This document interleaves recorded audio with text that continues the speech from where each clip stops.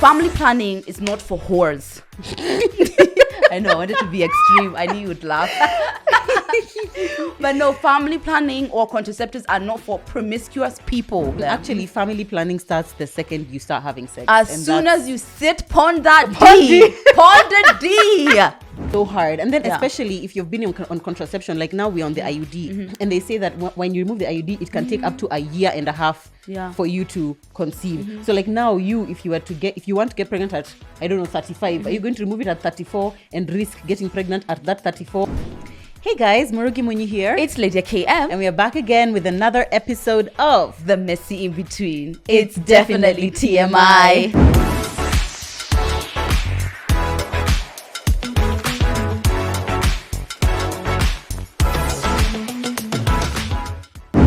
How you doing, babe?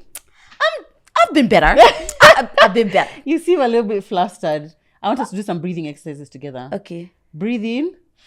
See, we say together. But who's going to say breathe out? Breathe out.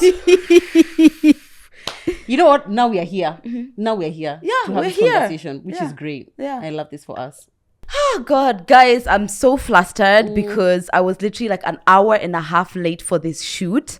And when I keep someone waiting 10 minutes, I have diarrhea. Literally. So an hour and a half. Literally diarrhea. No, actual diarrhea in my car. Plus snow. Snow is her my car. God. Yeah. So yeah, anyway, I feel a bit flustered, but you know what? We're here. Yeah, now we're here. Yeah, I know. Thank you for being so patient. And you know, I'm so sorry. And I'm not a patient person. I know. There are like 3 people in my life that I am willing to be patient for. Yeah. If it's like my kids, not my husband, no. Maybe my mom.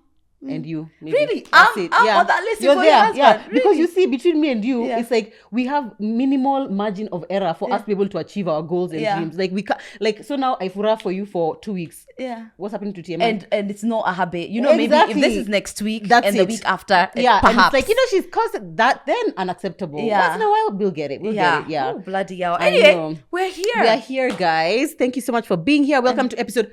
Is this episode 50? Episode 50! This is episode 50, you guys! That's my fantastic. God. I remember 10 yesterday. I remember 10 was episode 10 last week. 2 minutes ago. Yeah. Thank you guys for being here. This is so exciting. I know. Thank you so much, guys, for being here. If you're here and you're not subscribed, please join our gang. I can't believe that yesterday we were at 50k subscribers. Now we're at like 60, almost 65k I know, subscribers. it's That's amazing. And you don't know if you've subscribed. So just pause and check. Pause and check. There's somebody who had reposted a story and somebody else was like, they haven't even subscribed. Like, you don't know. You've tagged us and you're saying you're an in-betweener.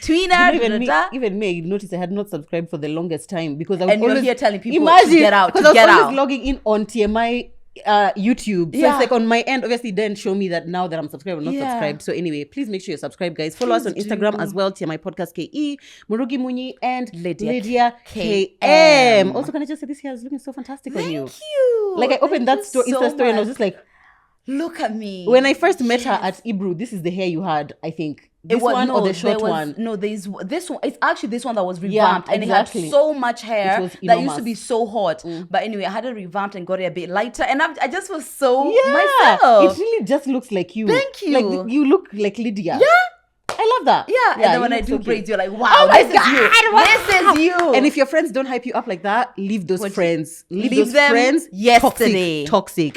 Yeah. Anyway, thank you guys so much for being here. Episode 50. We're so excited you could join us. And today we are starting a new series of conversation. Yeah. Because we're all about series here. We have done now turn-ons, turn-offs again. Yeah. Girls, boys. Now we are here to start another series. So today we're talking about uncomfortable truths.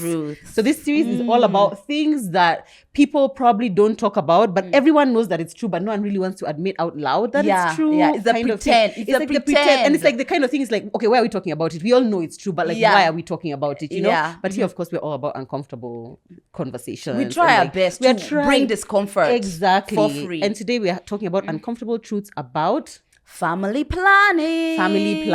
Which is, I think family planning goes beyond contraception. I think it's literally planning your family. Yeah. Literally planning your family. When you want to have a family. When you want to have a family, what you want your family to look like, things like that. Which contraception is obviously a huge part of it, but it's not the only part of and it. I feel like sometimes when we say family planning, I feel like that name was taken from way back when. You know, when people who were having contraceptives or any kind of family planning was very much around the, you know, marriage. But now it's like that name, I feel like it's almost confusing. Yeah. It almost sends the message that really is not the message we're trying to send. And actually, to me, it sounds very doctory. Like, it didn't sound like a normal thing that would come up in conversation. Like, oh, how's your family planning going?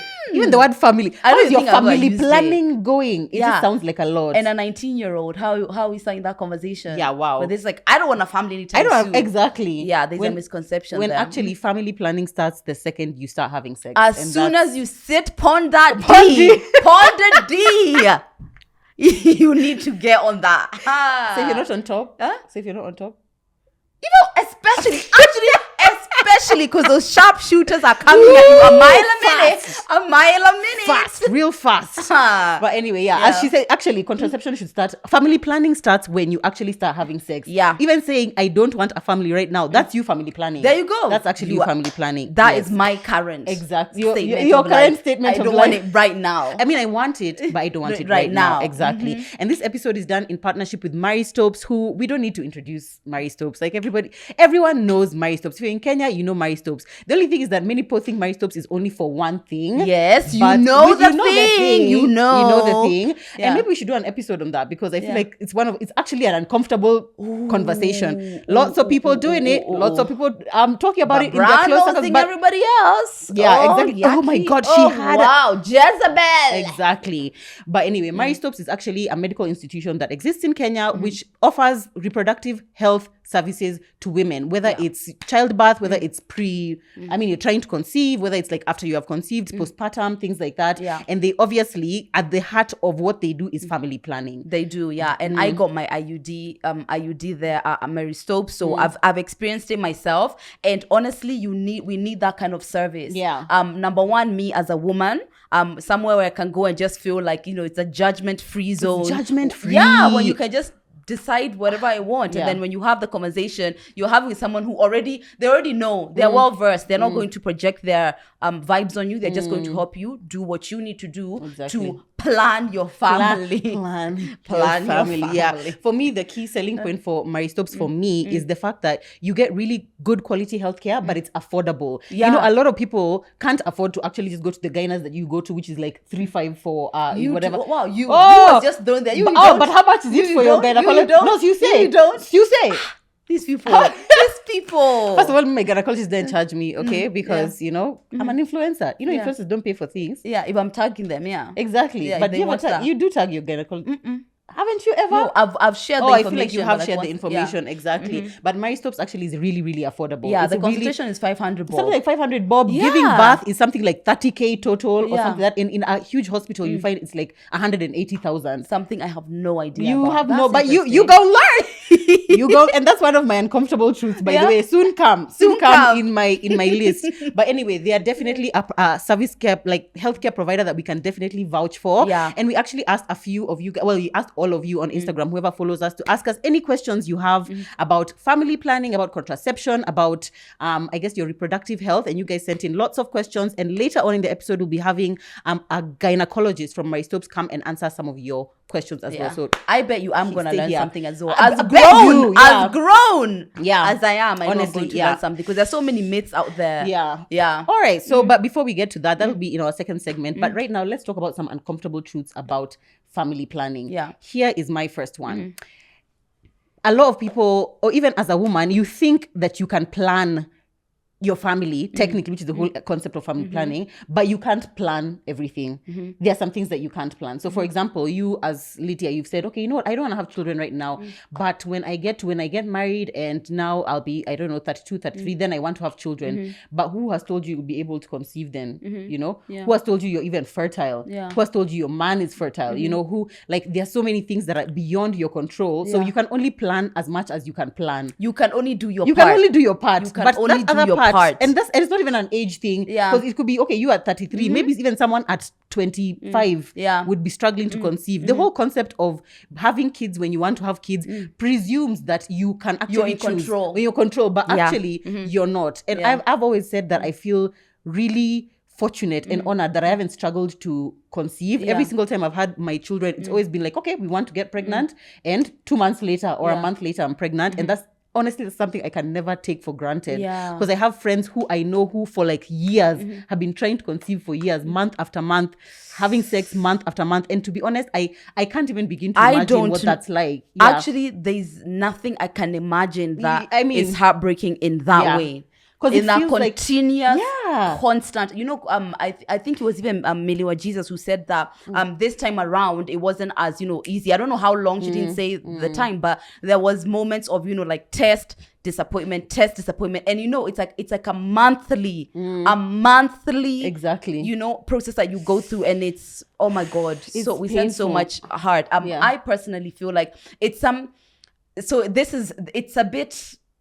So you don't want to have children right now, right? You don't feel like you're ready for children right now.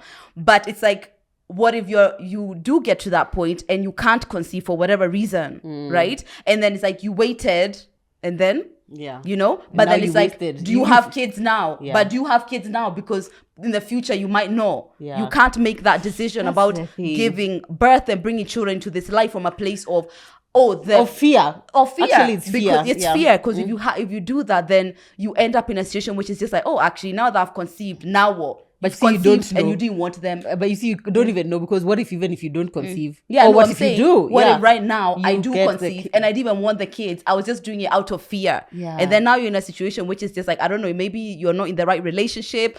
You're not where you want to be. But now you've conceived because you are afraid that you might not. It's tough. It's a really tough place to be. But personally, I've always wanted to feel like I was conscious about bringing my children, as opposed to bringing them in situations which I feel like, I don't know, it's rough. But if I go pregnant right now, I would definitely have the baby for sure.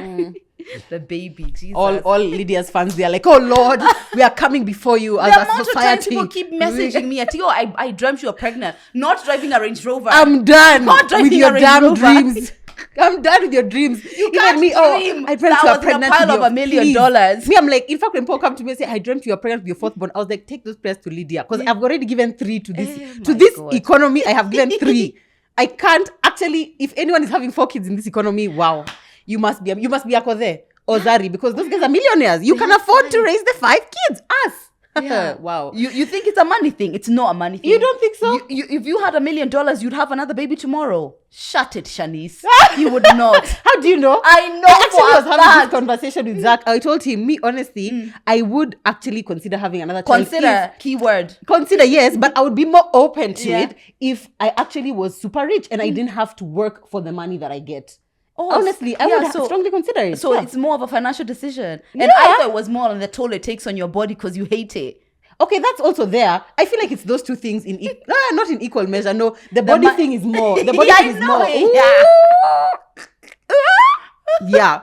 Anyway, guys, my point was that if you are in that position where you're trying to conceive, obviously it's really difficult. Actually, there's someone on Instagram called Mama Mudhoni KE. I don't know if you follow her, but she's been really public about the fact that she's been trying for a long time. I think it's been over 1.5 years now. She has 2 kids already. Oh, but she's being vocal about it. Yeah, she's been vocal about it. She talks about it on her stories. And honestly, some parts of it are just so heartbreaking to me. I'm just like, it just feels so hard. It just seems like it's so hard. And then especially if you've been on contraception, like now we're on the IUD, and they say that when you remove the IUD, it can take up to 1.5 years for you to conceive. So like now if you want to get pregnant at, I don't know, 35, are you going to remove it at 34 and risk getting pregnant at that 34, or think that, okay, you'll just keep having sex, then at 35 is when the kid... there's a point where it would just be if it comes, it comes. And I'll be conscious about that. I won't, it's not like this is the age, now let's meticulously work back. It's like, if it comes now, what needs to be there in your life for you to feel like, okay, now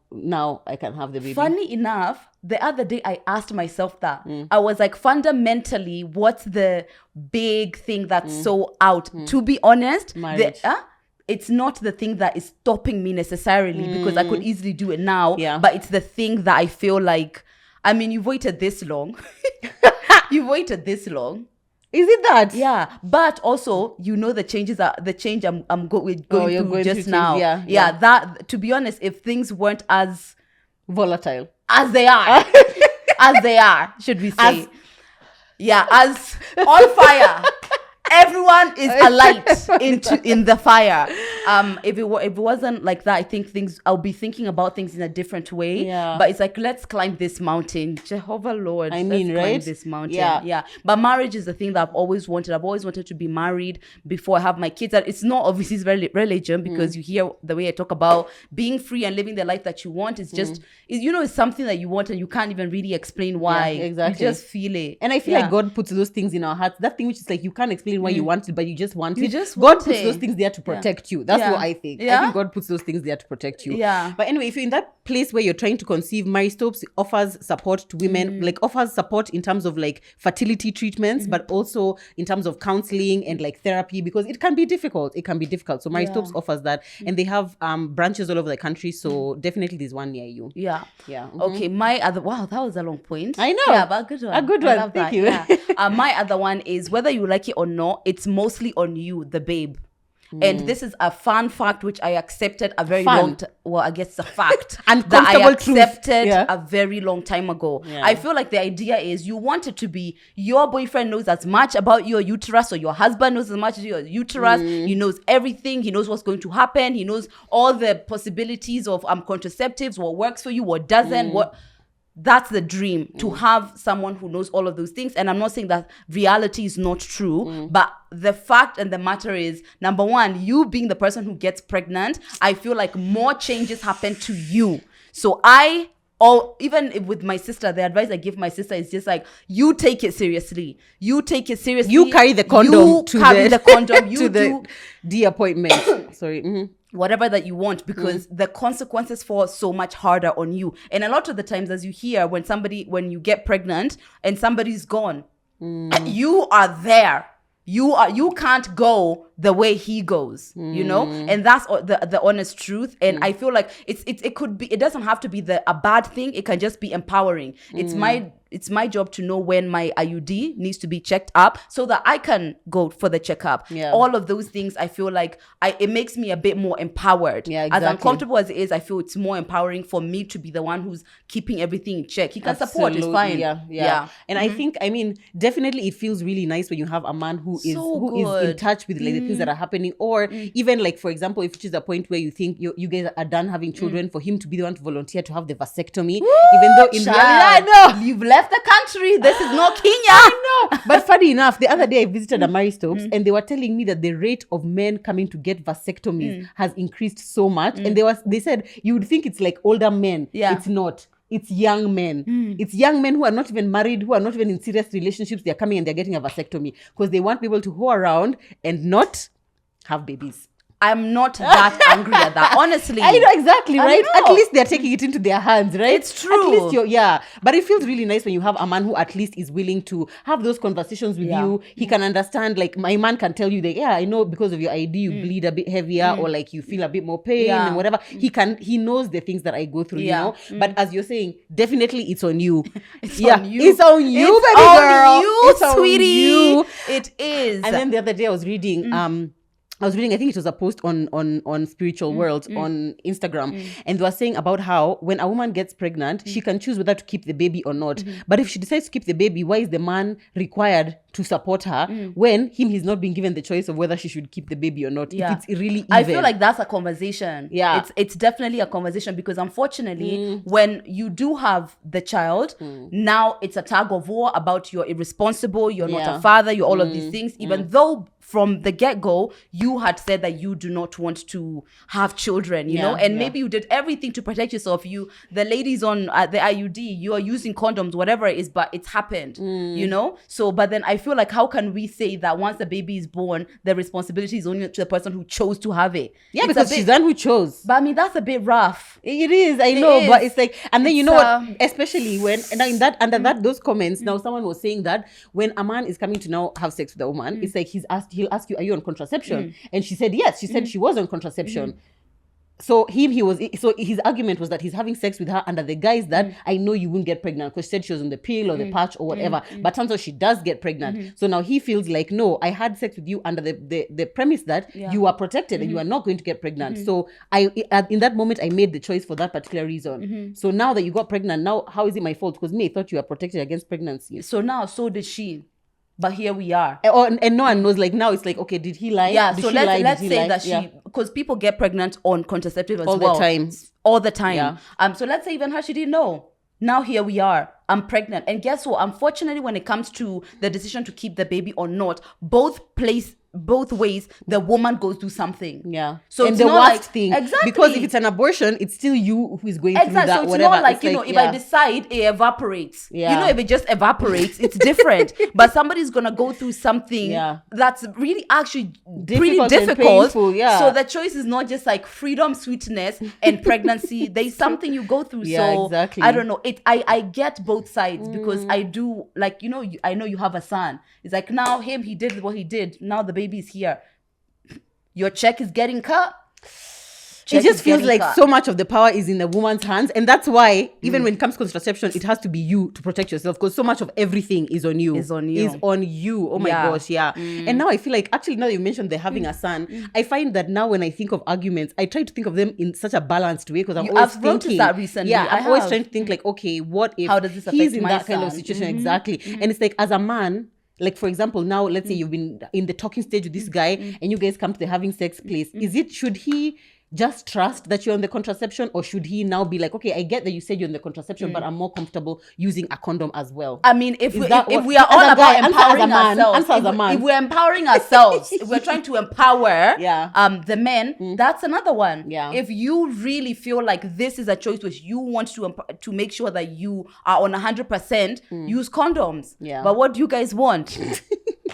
Oh, why is the silence? Ooh, the silence is deafening. You've been real quiet since you mentioned condoms. The silence. So I feel like majority of times it's a vibe killer though. Dead. It's like, oh yeah, baby. Yeah, let's do this. 1 minute. It's torn. Get the other one. Good night. Wow. I'm at home already. I'm at home already. Yeah, but anyway, you gotta do what you gotta do. Yeah, you gotta do what you gotta do. Yeah. Anyway, my other uncomfortable truth, I think it's kind of related to that one, but it's the fact that it's a financial investment. Sometimes it requires financial investment, and if you don't have a man in your life who's willing to make that investment with you or for you, you need to make it yourself. I get lots of people who are like, okay, I want to get the IUD. How much is it? At my stops, by the way, it's quite affordable. It's like, how much? It's less than 10K.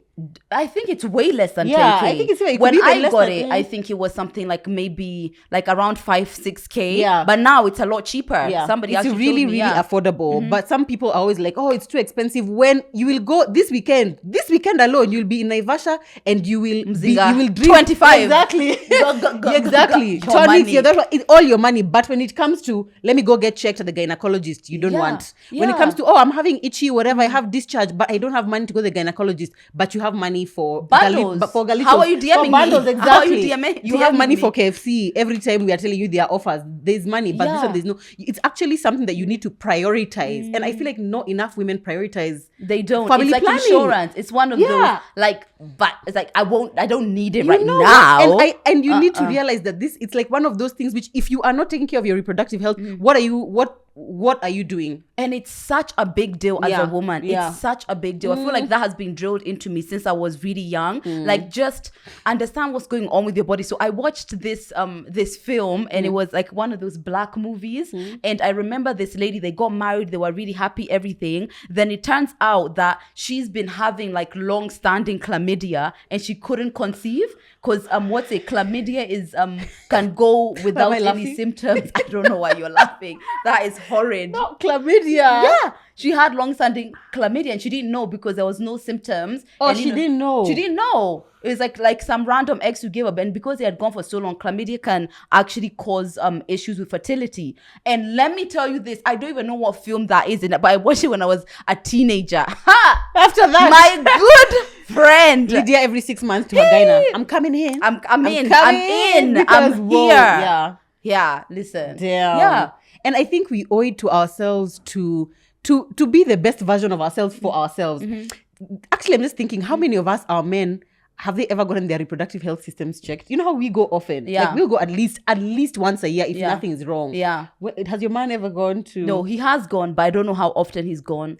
I think maybe Zach has done it when, like, they're having these annual health checkups, I guess. And I guess that's one of the things that they check, I would assume. So get your men to go for annual health checkups. Would it be? Yeah. Like if you, but I think they'll check for like STDs. Exactly, like a basic blood test at least. Yeah, it's not like. Yeah, I mean, they rarely do. They rarely do. Us is like we're more complex. I guess our bodies. Mara, it's thrush. Mara, it's what? It's like you just need to be more thrush. The worst. I'm sick. I'm sick of it. It's like I'm at a place where I can't remember the last time I got it. Seriously, I'm telling you. What have you been doing there? I don't know. It's all the sex. I think it's all the sex because. I think it was not that long ago. I think it was quite recently. And the funny thing is that it was only when I thought, wow, I haven't gotten this in a long time. Boom. God forbid. God to fear. That is when I woke up and I was like, and you can always feel when it's like you pee and you're like, it's the most uncomfortable. You literally, it's like a toothache. You can't focus on anything else. No, it's you done. Cannot focus on anything else. Yeah. Oh God! And when somebody says that they sit in it, I'm just like, how? Yeah. How do you think? How exactly. Do you eat? Actually, some of the questions that you guys were sending us, I was just there sitting thinking, you have been peeing blood and you're still at home. Do you know what? Sending messages on TMI.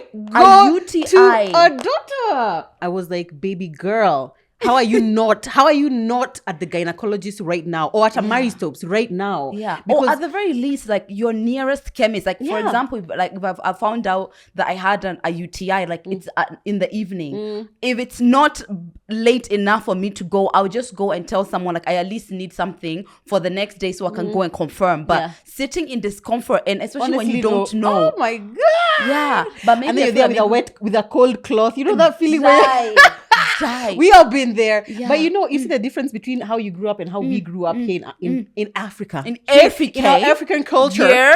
Is that for you guys, it was like the things which are like, this is normal, this is not normal. The whole concept of like protecting yourself as soon as you start having sex is so part of like Western culture. Here it's not. You just grew up being told, don't have sex. That's it. You just said that they don't have sex. And I feel like it's the most harmful way to think about things because we are all having it. Yeah. Actually, that's my next point.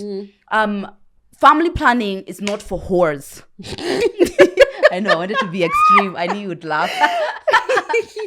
But no, family planning or contraceptives are not for promiscuous people. Yeah. It's actually more of a careful choice than, now I'm liberated to go out here and just do what I want. Tell that to our parents. Right? Woo. Who right now just be like, oh God, my God. Me, yeah. In my mom's mind, I think I go on contraception when I got married. I think, for sure.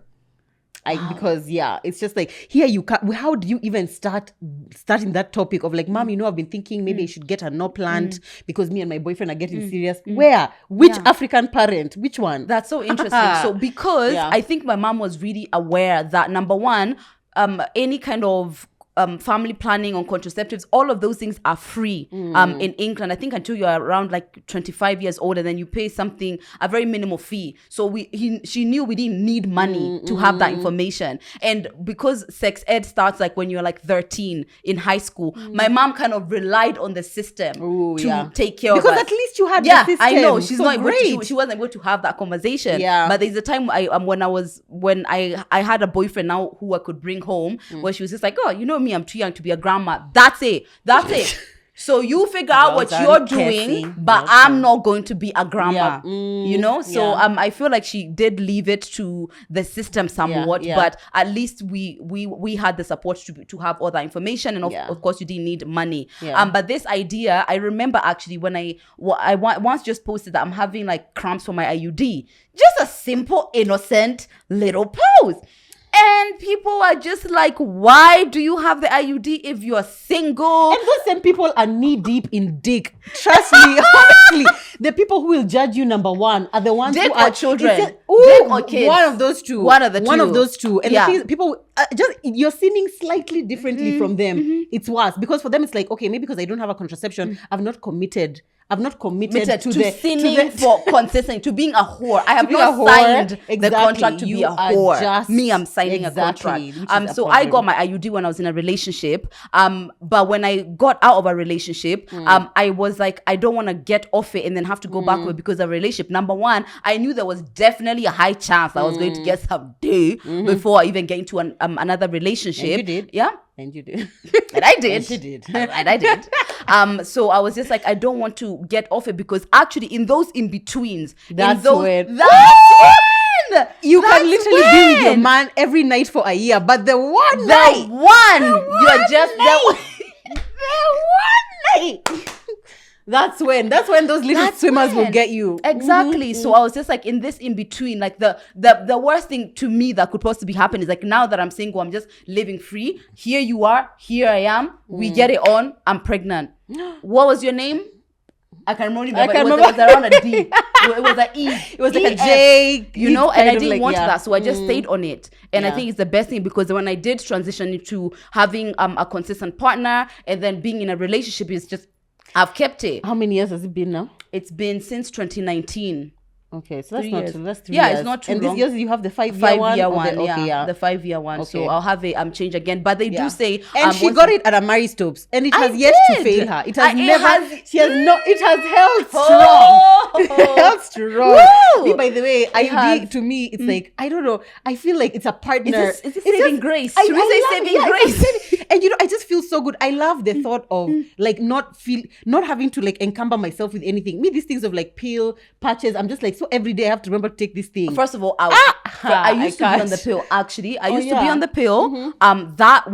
Because now I'm taking 4 in a row. This is dumb. Now this is stupid and useless. Number one. Yeah. Then I also was on the injection, which like it would stunt your period for like 3 months, and then it would just kind of stop your period completely. But mine did not. Mine did not. So I was basically consistently spotting all through. No, that's not it. So then after my second trial, because I first thought that my body is adjusting, and then what they were, but like it can even take up to a year. I was like, a year of this, so I'm not even enjoying why I have this. Exactly, I'm out. Not and even then fun. Once I settled on the IUD, my God, the best thing that ever happened. And interesting, I think we've explained this in past episodes, is that there are some people who have used the IUD because usually they say the IUD is best for people who have given birth, but there are people who have not given birth like you, and you get it, and it's like it works perfectly fine for you. Amazing. And even for me, it works perfectly fine. But that's actually one of my other uncomfortable truths, is that there's no best contraception or family planning method. There's no best one. And I know like there's so many questions about that when we ask the question. There are so many people saying, which is the best one to use? Which is the best one? There's no best. There's a method which works perfectly for us. Like us, we're IUD babes through and through. There's someone else who they get it in and it didn't work for them because maybe their periods are too heavy or what, it's painful and I don't know what. It doesn't work for them. There's someone else who will tell you the pill has been the best thing that happened to them. Someone else, the injection has been the best thing. Someone else is like, no, I can't do the injection. It made me gain weight or whatever. So the best thing to do with contraception is always visit a facility, a Mary Stopes one, if you can, and get them to, like, they'll be able to ask you, what's your lifestyle like? Do you have more than one sexual partner? You say like, IUD, you're supposed to only have one sexual partner. But I mean, one per night. One per day. That's a small print. Exactly. Per day. Yeah, but at least they're able to like guide you through. They can see, okay, when do you intend to have children? You know, do you want something hormonal? Do you want something non-hormonal? Yeah. And they actually have the contraceptions there. So you're able to get the advice that you need, the counseling that you need, and then get your actual contraception done there, which is fantastic. It's like skincare. Yeah. Right? Exactly. It's like skincare. It's like, yes, I can give you the information about what this does. It can give you like now the percentage of how good or how is it, what's the percentage of protectiveness? No, effectiveness. You have a lipstick in your teeth again. Sorry. It's always that one tooth. Yeah. Done. It's out. The efficiency. I can tell you it's 90% effective or 99%, whatever it is. I can tell you all of those things, but at the end of the day, it's actually going to come to how your body reacts to it. Exactly. And people are always asking, is the IUD the best? The IUD the best? Then I tell you that, I say, okay, fine, it's the best. Tomorrow you're in my DMs, crying or, this didn't work and that didn't work. So I feel like that's the best way. Funny enough, when I went to Mary Stopes to get it done, that was a conversation which we had. So the nurse, basically just gave me. She was just like, okay, so what do you want? Like, what is it that you what are the things that have worked before, or have you been on contraceptive before? So I told her what I'd been on and what was the problem with all of them, and then she just guided me through all the others to see what would work around my lifestyle. And me, what I wanted was something as long term as possible, because she's gonna be having this for a long time. Numero uno. Number two, I didn't want anything hormonal, because number one, with hormones, you never know. You never know what's going to happen. And as if we don't have enough hormonal issues as women. As if.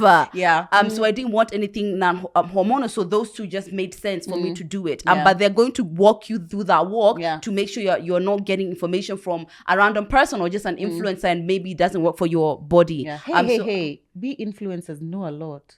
You do? Yeah. Not as much as a Maristopes nurse, but I mean, we know a lot. But actually, on that point, I feel like in this day and age that we are living, this is the age of information. They say that there are millions of places you can get information about contraception. But the problem is sometimes you can't trust what these sources are. You know what I'm saying? You know, at least in a Maristopes, you can go there and it's like you can hold this person accountable. This is the person who told exactly. me. Yeah. And it's an age-old institution. But now you just find some random website which says, IUD is the best for women between the age of 23 and 27. They haven't taken into account the fact that you have PCOS or you have endometriosis or you have history of infertility in your family or you have diabetes, whatever it is. That's the best thing about going to an institution before you get a contraception, because you never, it has to be specific to you. It's true. It has to be specific to you. Actually, I've never asked what's the history of fertility in my family is, because I mean, where do you start that conversation? Where do you, like, so Mom, how many months did you have to ding for to you get to me? Exactly. Let's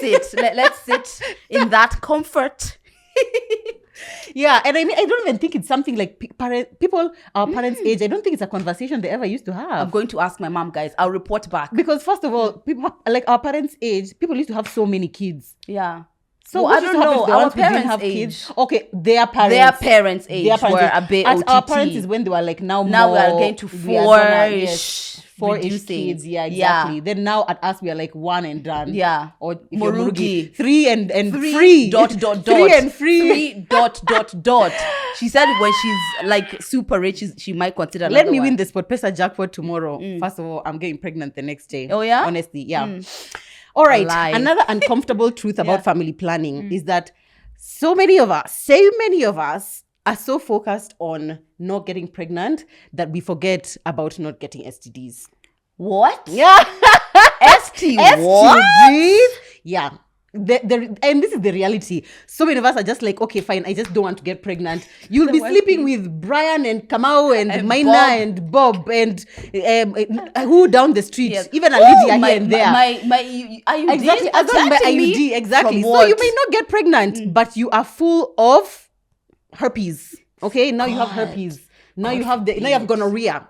God. The gorn. You have the gorn. And I actually, now when I talk about them, I realize I don't even know what the symptoms of these things are. You just know like herpes, okay, there's like sores or something. Yeah. But if you have gonorrhea now, how will you know? I don't know, but that's something I feel like I knew. Yeah. Those are the kind of things that the information that they spew out when you go to these clinics abroad is all of that. And STIs are way more emphasized than STDs abroad. Here, it's the other way around. There's a difference? There is, of between course. STIs and STDs. Like something like HIV is an STD. Is an STD. And STI disease. It's just like a disease versus an infection. Oh, wow. That's the only difference. Look, I've learned that for the first time. I did not even... Barry, did you know that? Exactly. Yeah, so the STDs and the infections. Infections are mostly talked about. In fact, if you hear all my conversations, I tend to refer to STIs more than STDs. What is HPV? It's an STI. HPV. I don't think HPV is. It's a virus. So it's like, you know what? These are the questions we're going to ask. We're going to ask the reproductive health specialist. Yeah, we are. So, what was I saying now? You were saying that in abroad that they emphasize more the ST whatever and STIs. The STIs, because you were asking like, how would you know if you had an STI? I feel like I wouldn't know. Yeah, because you see, you always assume, like, for example, when you start feeling itchy down there, you're just like, oh god, it's the thrush, or it's a UTI. I never start thinking, oh, it's chlamydia. Yeah, because of the conditioning. Whereas syphilis. Funny enough, if not syphilis. Not safe. Oh, not safe.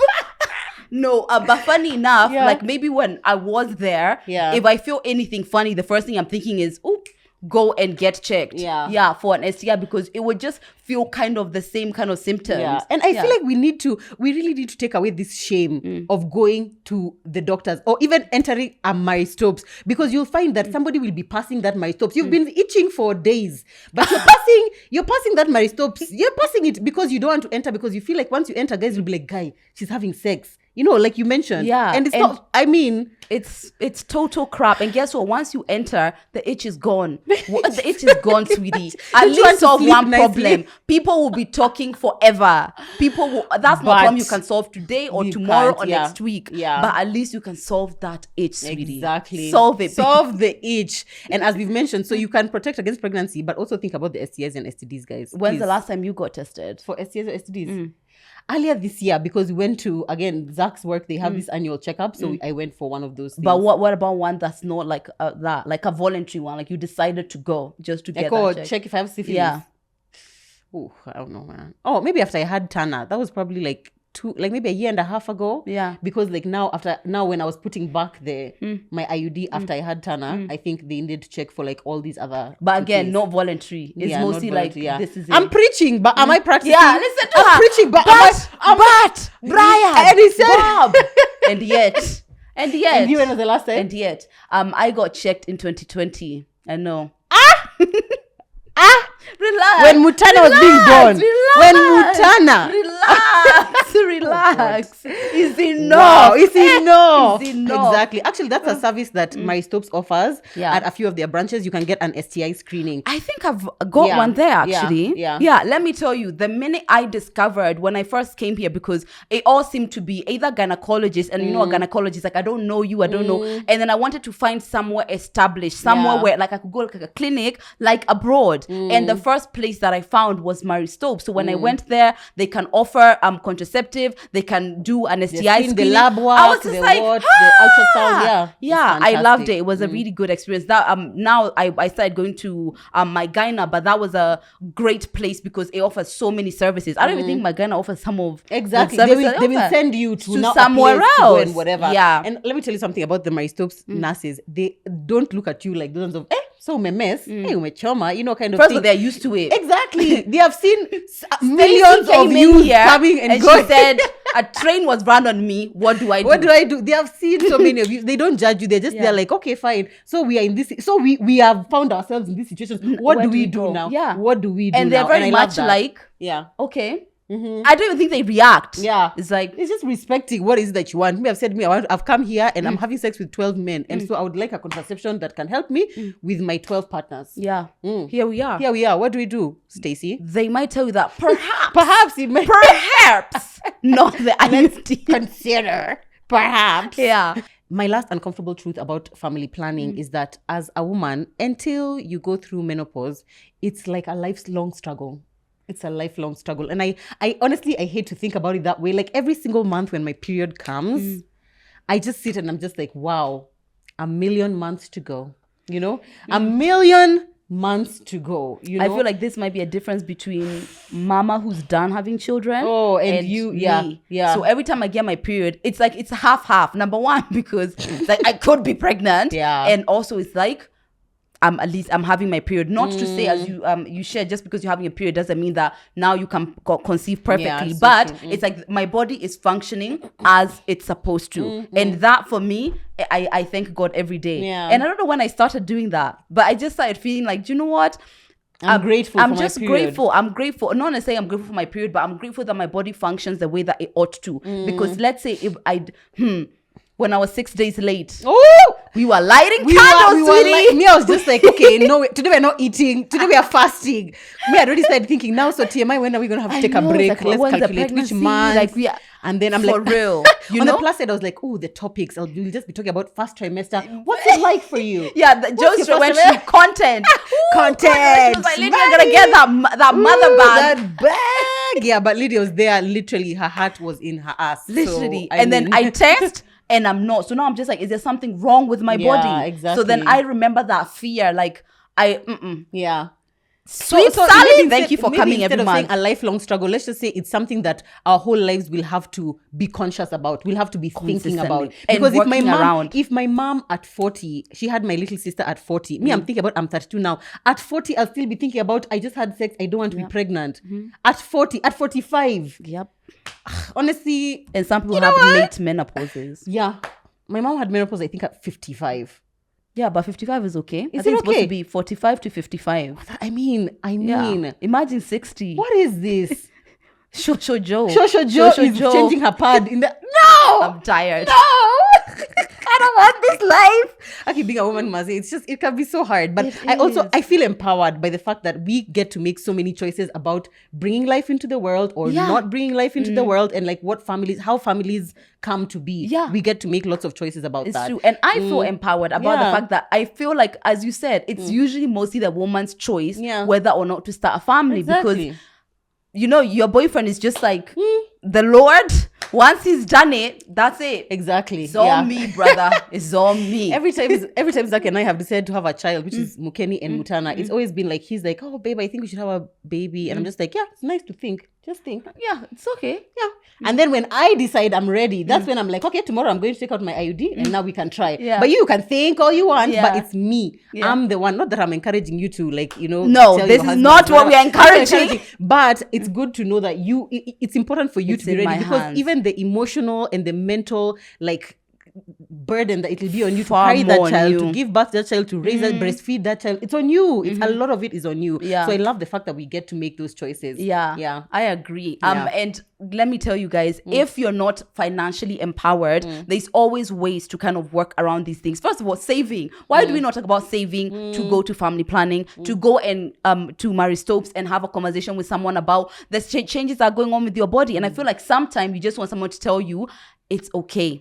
What you're feeling is completely okay. Normal. It's normal. And at this age, this is what's going to happen. And now that you're 19, what are you thinking about? Do you have a sexual partner? Do you want contraceptive? When you start having that information in your head, it becomes a lifestyle. And when you make taking care of your body and knowing what's going on with yourself, family planning, etc., you just walk in your power a bit differently, as opposed to every month it's like And we've mentioned here, if in a whole week you're eating 3 chips, quarter chicken, but when we tell you should go to a gynecologist, you're like, I don't have money.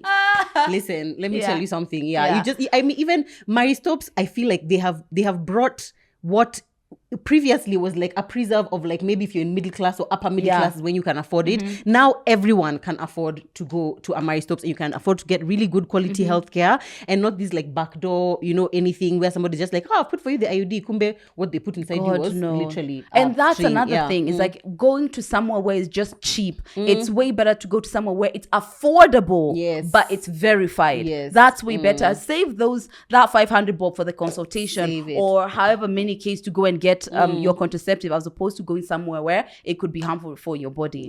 We hope these uncomfortable truths have not made you too uncomfortable. And if they have, we are still glad. And we have a few more uncomfortable truths, because we have our reproductive health specialist who's here to answer the questions that you guys asked us on Instagram. If you're not following us on Instagram, I don't know what you're doing with your life. I don't know. TMI Podcast KE. But stay tuned, because we're about to get those questions answered.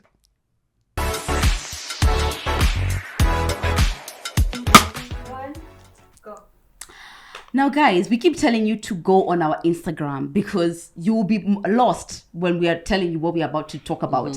Because we had put a question for anyone who wanted to ask a question to Loise Opiyo. And if it's anything from family planning, from contraceptive, any of the services that Marie Stopes offer.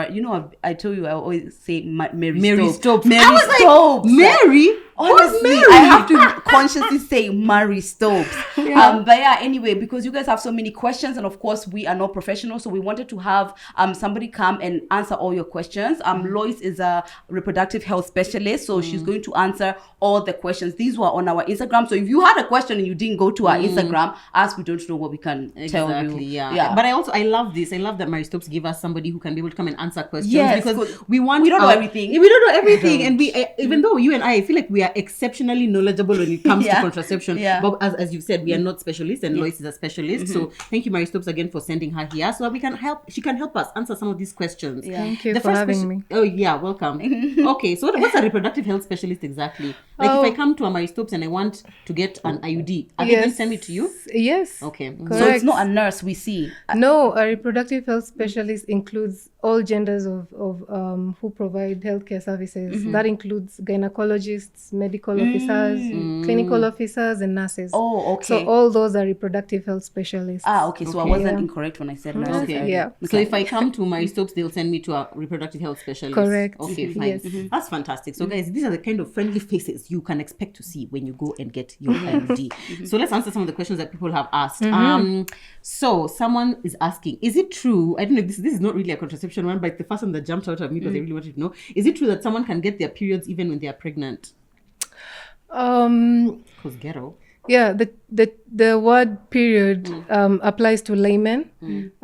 It's not basically period bleeding, but there are ladies who do bleed during their period, during their Pregnancy. when they're pregnancy. Yes, correct.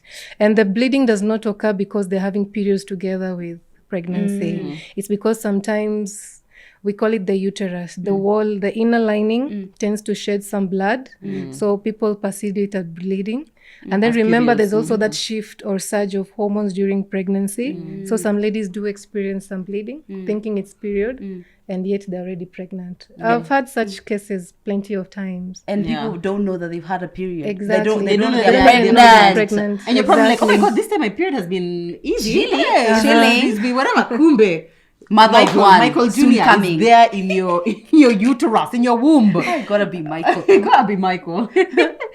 Your question? Okay, so one of my questions, like earlier I shared that I did have the injection, and my experience was terrifying because I basically spotted the entire time. What are some of the symptoms of the injection? So the injection, being a hormonal method, it comes with hormonal side effects. So maybe I should start by how it works. So the injection works by stopping ovulation. Ovulation is the act that you get every month when an egg is released from your ovaries. So that's why you get your periods every month regularly. And the day that you don't get your periods means you're pregnant, of course. So what the injection does, Of course. I'm not lying, right? To make Lydia So when you faint. stop ovulating, it either means you're using a contraceptive or you're pregnant. Okay. Because we're so used to seeing our periods every month, right? Anything out of the ordinary means there's something wrong. Right. So the injection, what it does is that it stops ovulation, meaning there's a chance that it's going to give you irregular periods. So that's one of the side effects. Other side effects of the injection, given the fact that it stops ovulation, is that you might have a variance in your weight changes. So you can either gain weight or you can either lose weight. Lucky for some people, their weight remains the same. Another common side effect is the irregular periods. Anything out of the ordinary regular periods. That's, for example, if the one Murugi was saying, if you don't see your periods at all when you're using the injection, that's one of the side effects. That's very normal. Doesn't mean you're pregnant. It's very normal. Or your periods become longer than usual, shorter than usual, heavier than usual, lighter than usual. They skip months. Or spotting. Any of those patterns that you get, that's irregular periods. So the injection also have other minor side effects, including facial acne. So when you get pimples on the face, you get mood swings. Okay. You can get some nausea, some migraines. You can get some lower backaches. So far, it's sounding breast tenderness. very, I feel like this is most of the symptoms of all of them. So, and this is like for most like hormonal contraception, not just the injection. Correct. But allow me to make it a bit, easier or better. Not all these side effects occur to every woman. Yeah. You can get one of the few. Some might get a lot, some might get a few. So as long as the contraceptive makes your life easier, because the contraceptive is supposed to make your life easier. Yes. At the moment it makes your life difficult, then don't use it. Right. Okay? Yeah. That's exactly what I did. And which is why, right? And that's why we were saying there's no best contraception, right? Correct. It's like you need to come and see a reproductive health specialist so you can be able to see which one is the best one for you. Yeah. Yeah. Now, we spoke a lot about the IUD, and so many people have so many questions about the IUD. One of the most interesting ones is it true that the IUD pricks the tip of an overly endowed man and that it adapts the size, meaning if I do the deed with a smaller person, it adjusts and moves to how far he can get, hence doing it to the bigger one, he'll feel it. Does a man feel the two strings? What do you mean by an overly endowed man? Somebody who has a larger framework. You mean he's blessed? Yes. Would say that. Yes. Okay. Yes. With a bigger penis. With a bigger okay, that word. Fine. The IUD does have a string. that stands outside the cervix. And I've had cases of ladies reporting back that their men get a prick or a pinch or a discomfort. Yeah, that one is there. It's very true. It does not matter. Yes, it is. There is that particular complaint. Why you look at me like that? However, I'm listening, Joanne. I'm listening. However, that is why we encourage ladies with an IUD to come for checkups and give us such feedback. It could be that the string is a bit long enough. It needs to be shortened so that at least the sexual or intimate experience becomes, better or less painful for the man. So it's not necessarily that he has to get the pinch or the feel of the string. It's just that probably the string is not in the right position and maybe it's too long and it needs to be trimmed to be shorter. Yeah. So ideally, Yeah, I've had that experience. Oh, really? Yeah, and they had to be shortened. But you can't shorten it. You have to take it out and put another one, right? No.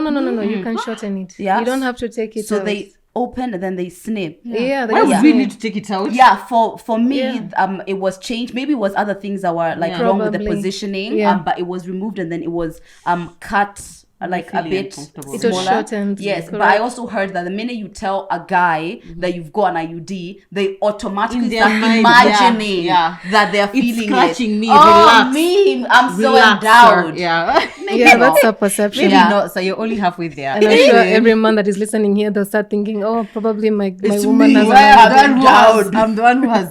Please relax. All right. Someone else is asking, does weight affect fertility? Weight affect fertility? Yes and no. It depends with the cause of the weight. Yeah. So that's the point whereby you need to be seen by a specialist, a gynecologist, because some of the weight are as a result of some hormonal issues. They might think it's the weight, but it's the hormonal underneath it that is causing the infertility. Like the PCOS and that's where and that's where the gynecologist comes in. We need to do more investigations to find out what is the cause what is making her gain weight or what is making her obese. If it's an underlying hormonal issue, probably it's the one that is causing infertility. Okay. Yeah. What about the women who, let's say if you want to conceive and then they tell you that you need to be under a particular weight?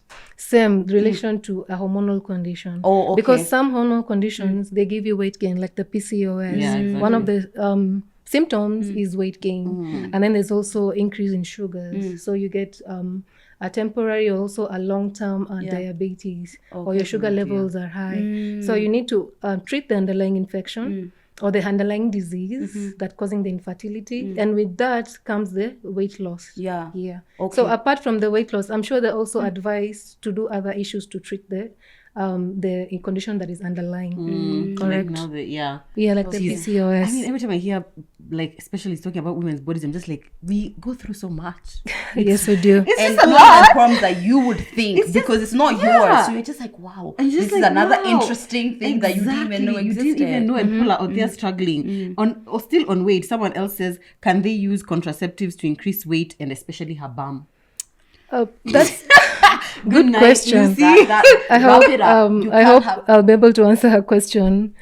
I mean, it's a no, right? It depends. If she's lucky, ideally, the contraceptive is not supposed to. The main reason for the contraceptive is not supposed to give you weight gain if you want it. Yeah. That's an added side effect. Probably for her, it would be an advantage.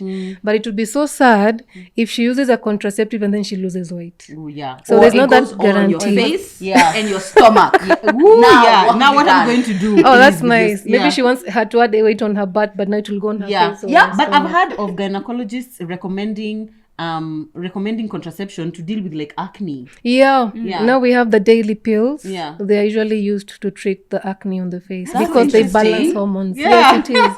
It has two advantages as a contraceptive and also to balance hormones, and in the process of balancing hormones they tend to treat the acne. What about people I don't know if this is also one for extreme period pains?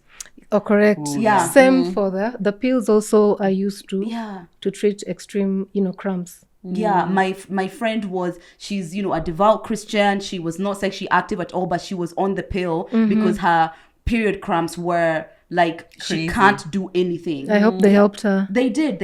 Yeah. But that was interesting for me to see that she's on the pill. I was just like, Again. okay, sure, you're not. Is not for whores, as we said. There's always that perception that someone using a contraceptive, they're definitely having sex. Yeah, exactly. Which even if they were, what is it to you? You know, and like, having sex versus promiscuous is like there's a road there. You yeah, know? exactly. There is a road.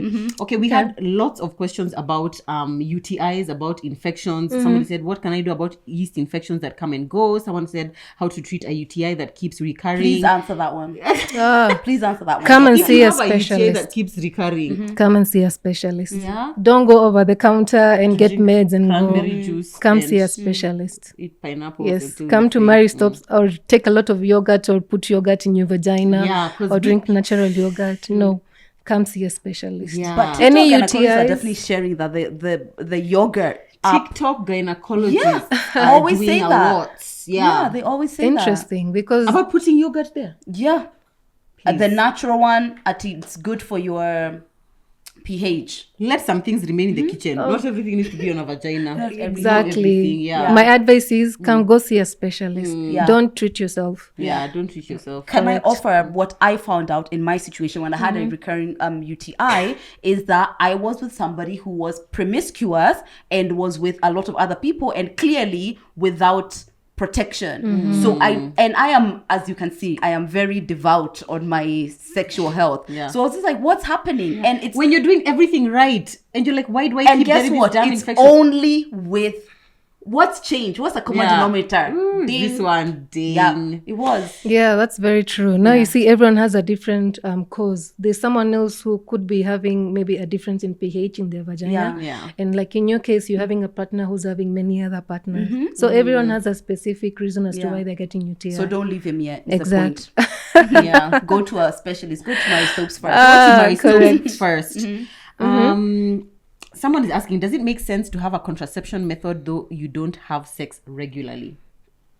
What's regularly? Yeah, what's regularly? What's regularly? Maybe once every 3 to 6 months. Every 3 to 6 months. I'll repeat again. Contraceptives, apart from the pills that help to balance hormones, contraceptives are meant to prevent pregnancy. The only way that you get pregnant is through sexual intercourse.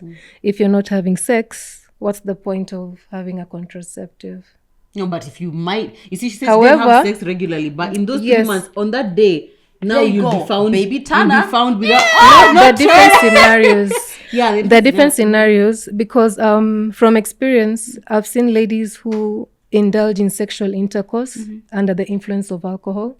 So they'll never know when they're having sex or not. Like the way you said, they're not frequently having sex, but if you get to really, deep into their lives, they're having sex when they're not aware or when they're not sober.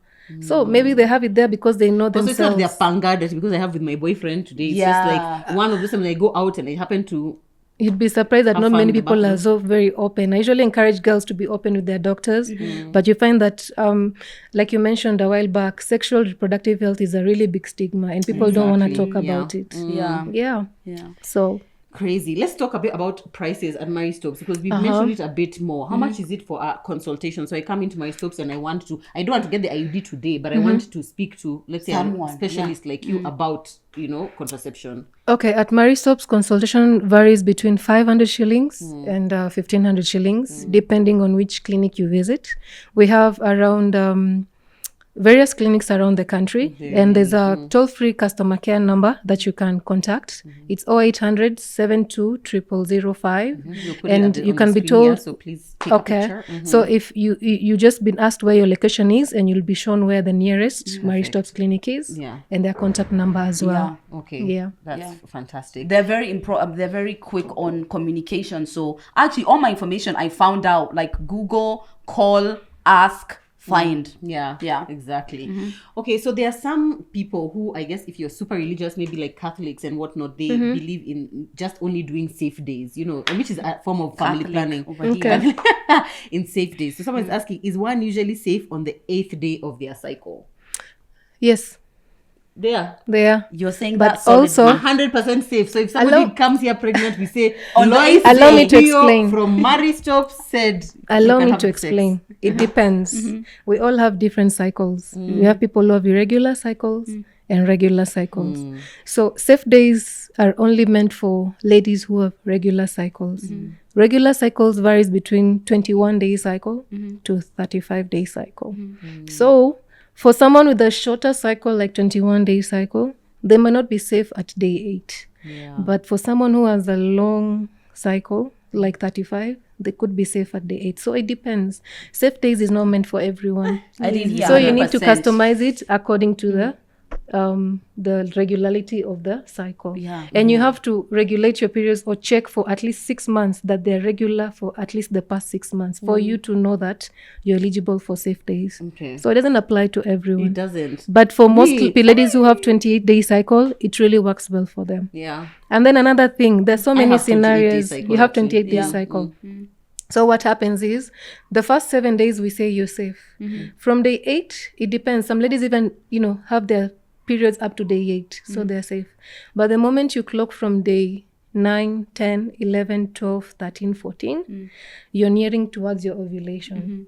Remember, even if you have sex... So many unsafe days. It's like, exactly. If you don't want us to have sex, just say God. And then, remember, when you have sex on day 10, you can still get pregnant on day 14 because a man's sperm can stay in a woman's body for even up to 5 days. That's 120 hours. Even if you shower. Waiting for that special 1 day of ovulation.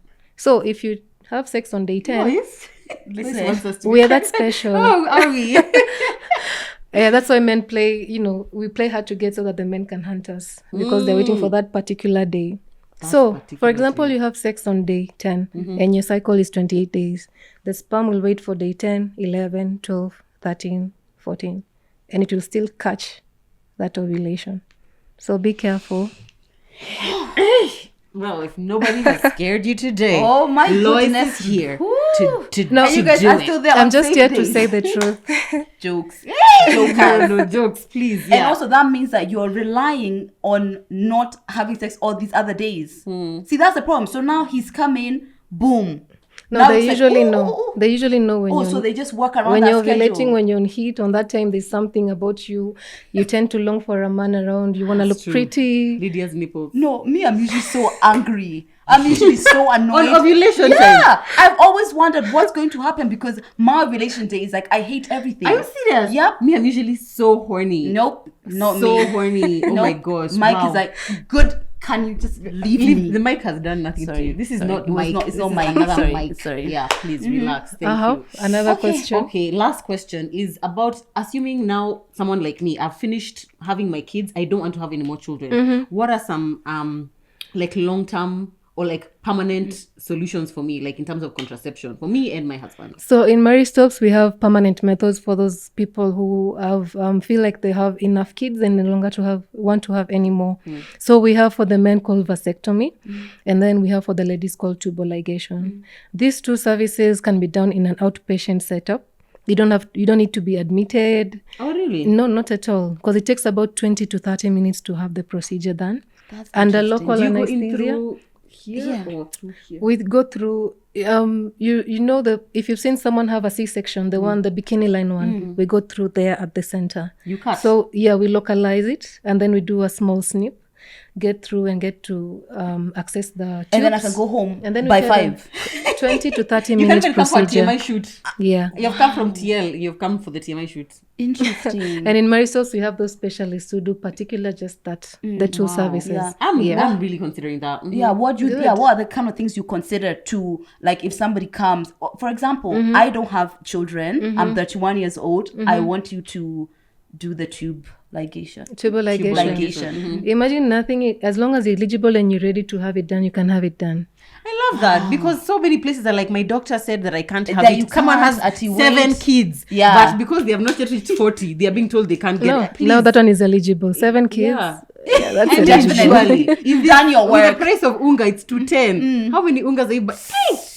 By the way, imagine, we're gonna lose weight actually, right? With these prices. We're gonna lose weight. Why is it that when someone gets a tubal ligation, they still get their period? Because ovulation is not happening. Yes, tubal ligation does not affect your periods because you only tie the tubes. There's no egg coming, but it gets to the body finds a way to absorb it back into the system. It gets to disappear. It shrinks and disappears into the system, into the body system. But it doesn't. You don't get your tubes. Your ovaries removed. Yeah. Your ovaries are the ones that help for you to ovulate, and you get your periods.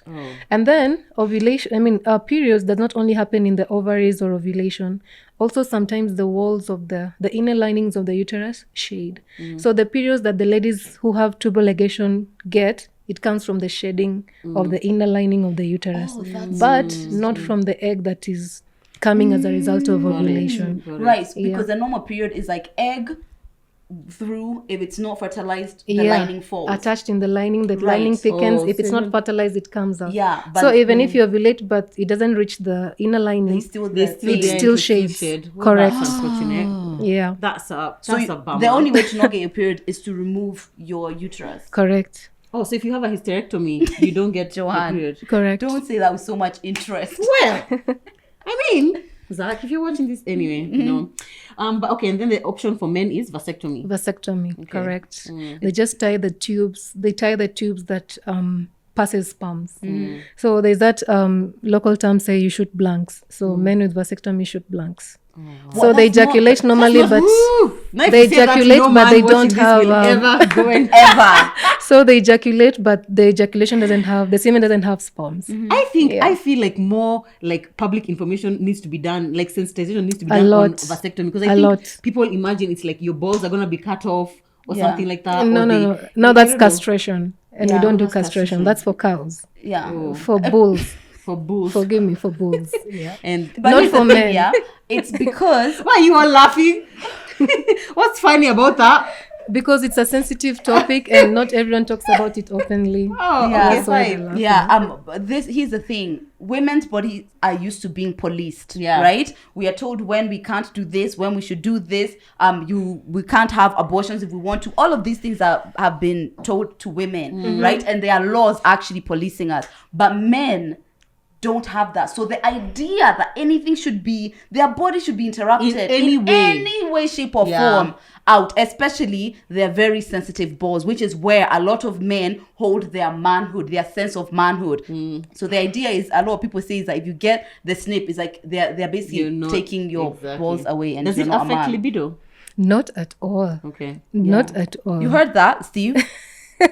From down the road, you will still be up and down as you wish, as you were. Wow, fantastic! Thank you so much, Loise. Thank you for having me. Questions. The questions were so many. I wish we could have answered more, but I think if you guys can go to our Instagram, if you have any other questions, just DM us, and we can probably find a way to answer them exactly, or we can even do it on our stories if it's possible. Yeah. Thank you so much. Thank you for having me. Thank you so much to Mary Stokes for partnering with us on this episode. It's important. These conversations are important. It is. And to have a service, as we're saying, because of growing up in different ways, we've seen how that affected even the way that we think about things. Now we have those options here. Gone are the days when you don't have access to it. It's right here, and Marisol can guide you through whatever it is that you're going through. You said that when you first had sex, you went to Marisol to... because I was just concerned, what has happened What has happened to my body? So now, so what do we do now? You were always a really smart child. Honestly, I'm really smart. And that was when I was 15. Yeah. That was when I was 15, guys. Exactly. So please, whatever age you are, if you are sexually active, please make sure that you are taking care of your reproductive health. Yeah. We are not answering DMs of, oops, I got pregnant, and you know how pregnancies happen. We are not doing that this year, honestly. Yeah. Thank you guys so much for watching this episode. Please do follow us on Instagram. Again, follow Mary Stokes as well if you want more